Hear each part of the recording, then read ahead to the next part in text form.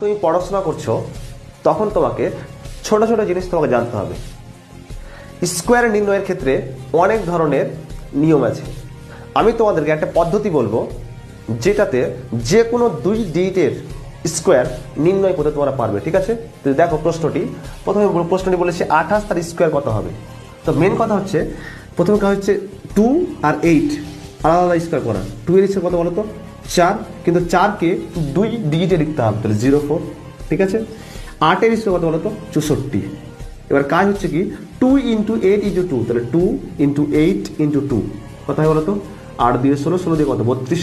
এই 32টা একটা ঘর পরে লিখতে হবে, তাহলে 32 লিখলাম।